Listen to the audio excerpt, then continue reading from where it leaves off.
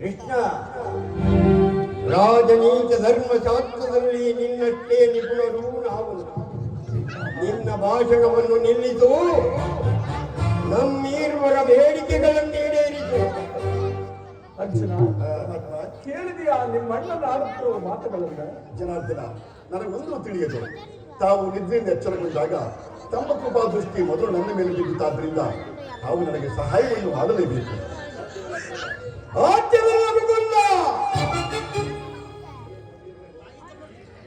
ನೀನು ನಮ್ಮಿರುವರಿಗೂ ಸಮಾನವನ್ನು ಮೇಲಾಗಿ ನ್ಯಾಯತೀರನು. ಮೊದಲು ನಿನ್ನವಳಿಗೆ ಬಂದವನು ನಾನು. ನನ್ನ ಪಕ್ಷವನ್ನು ವಹಿಸಿ ನಿಲ್ಲುವುದೇ ನಿನ್ನ ವೀರೋಚಿತವಾದ ಧರ್ಮ. ನೀನೇ ಯೋಚಿಸು. ಭಾವ, ನೀನು ಮೊದಲು ನನ್ನ ವಿಚಾರದಲ್ಲಿ ನನಗೆ ಸ್ವಲ್ಪ ಸಂದೇಹವಿಲ್ಲ.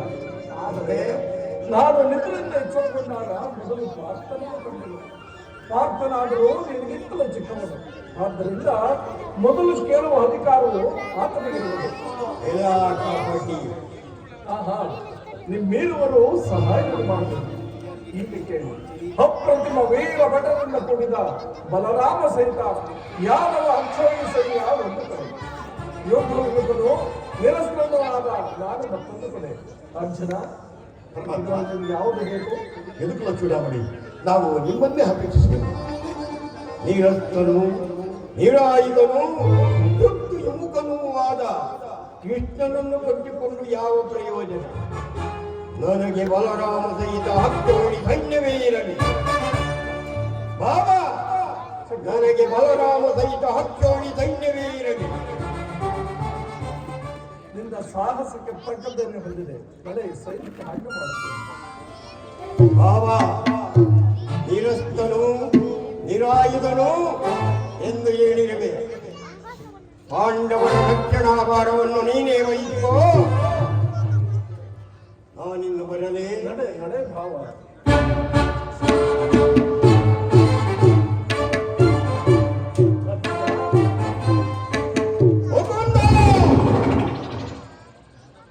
ಬಲೆ ಬಲೆ ಕರ್ನಾಟಕ ಸೂತ್ರಧಾರಿ, ನಿನ್ನ ಕಣ್ಸನ್ನೆಯ ಚತುರತೆ ನಿನ್ನ ಭಕ್ತರನ್ನು ಎಚ್ಚರಿಸಿತಲ್ಲವೇ?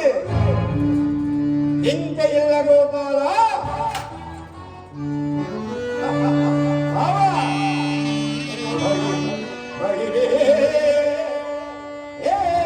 ಇದು ಕಣ್ಸನ್ನೆಯ ಕಮಲೋ